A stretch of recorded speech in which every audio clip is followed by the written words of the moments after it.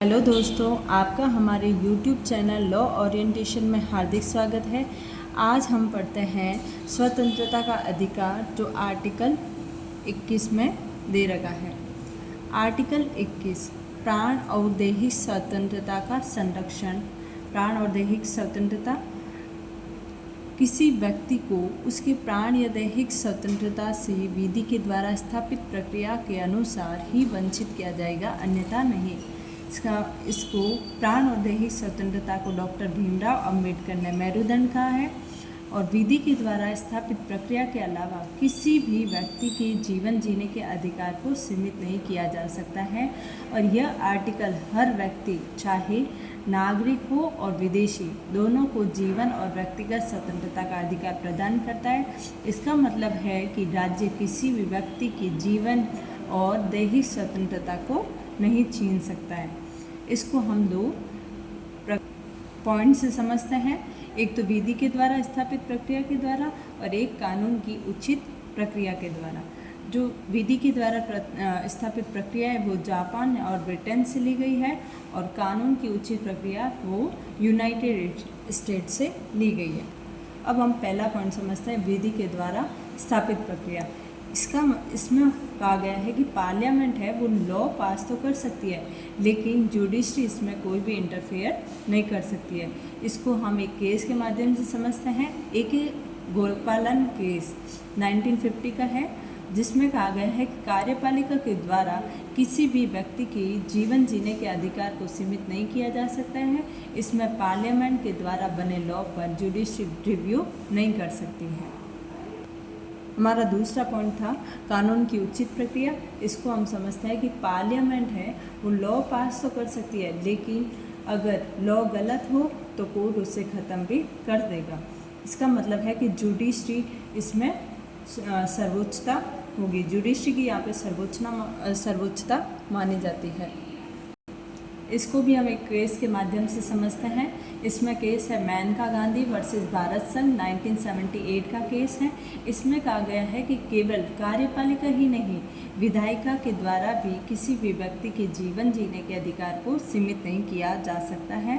और इसमें कहा गया है कि यह फैसला आर्टिकल 21 की व्याख्या में ऐतिहासिक बदलाव लेके आया और कानून के द्वारा स्थापित प्रक्रिया केवल तकनीकी प्रक्रिया ही नहीं, बल्कि यह न्याय संगत, निष्पक्ष और तर्क संगत भी होनी चाहिए। हमने यहाँ पे दो पॉइंट देखे थे, एक तो है कानून के द्वारा स्थापित प्रक्रिया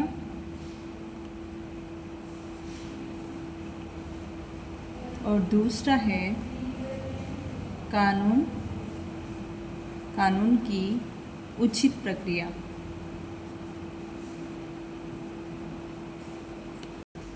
इसका कॉन्सेप्ट लिया है हमने जापान से और इसका लिया है यूनाइटेड स्टेट्स से। इसमें तो जुडिशरी इंटरफेयर नहीं कर सकती है, लेकिन इसमें जुडिशरी इंटरफेयर कर सकती है और यहाँ पर जुडिशरी को सर्वोच्च माना गया है। हमने इन दोनों का केस पढ़ा है। इसका है ए.के.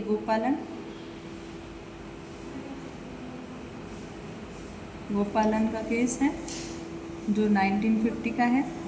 और इसमें हमने पढ़ा था मेनका गांधी का केस, मेनका गांधी वर्सेस भारत संघ जो 1978 का केस है। इसके आधार पर हम समझते हैं कि दोनों का कंपैरिजन करके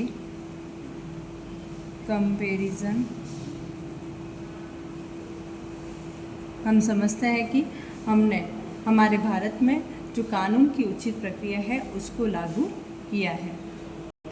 आर्टिकल 21 में हमारे कुछ अधिकार भी है, जिसमें गरिमापूर्ण जीवन जीने का अधिकार दे रखा है, व्यक्ति को निजता का अधिकार दे रखा है।